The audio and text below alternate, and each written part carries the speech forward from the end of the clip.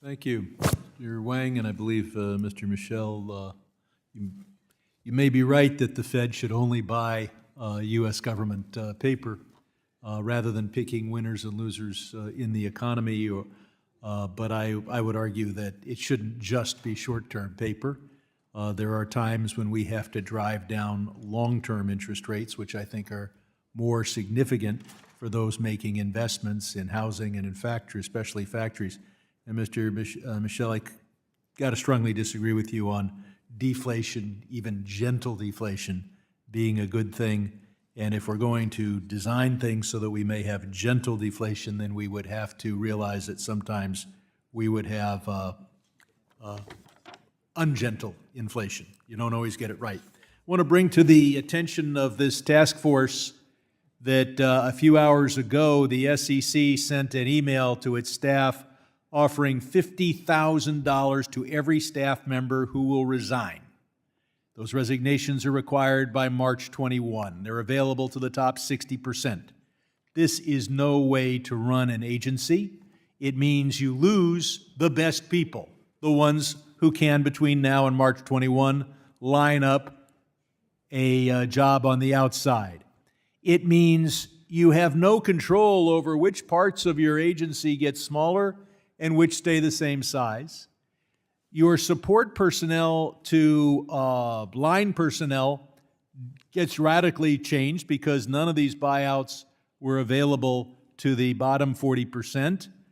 But most importantly, I oppose defunding the police, whether it's crime in the streets or crime in the suites.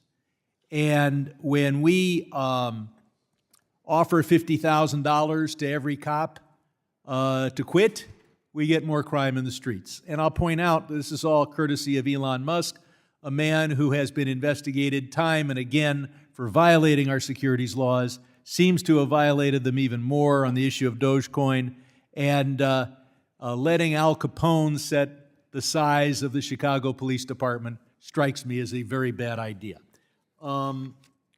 Let's talk about independence. Mr. Kozel, we have an independent Fed. Some countries don't. Turkey comes to mind as places where there is intense pressure.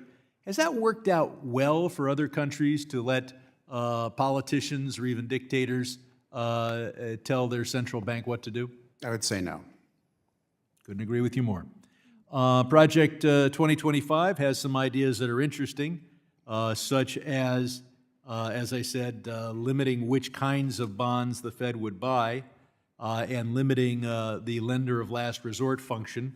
When we were crafting Dodd-Frank, I was a strong voice for trying to hem in the right of the Fed to bail out private entities. But the key thing that's being talked about is the dual mandate.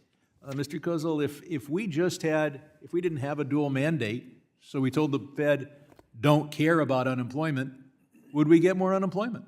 I believe so. I believe we probably would have caused an unnecessary recession to bring down the inflation that came down anyway. I think a lot of people at the margins of our labor force would be left behind under that kind of regime. I'd like to focus on tariffs, but particularly their effect on housing. We need millions of new housing units built in this country. We now need to replace all the housing units in the Palisades and most of them in Altadena. The John Burns Research and Consulting folks say that the proposed White House tariffs will raise the cost of building structures in this country by 5%. Is that good for people who are looking to own a home? No, I believe the cost of housing is already too high because of many things, including regulations, and I think the tariff regulation would be quite bad for housing.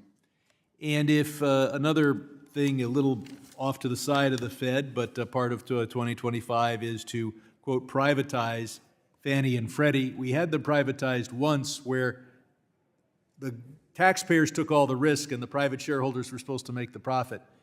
Should we go back to that, Mr. Kozel? No, I think the old system was quite broken, and any system of deconservatorship would have to be done carefully and accountable. And if we just didn't have Fannie and Freddie, could we give 30-year mortgages with 10% or 5% down payments to ordinary Americans? No, I believe mortgage rates would be quite higher, even higher than there already are under Trump. I yield back.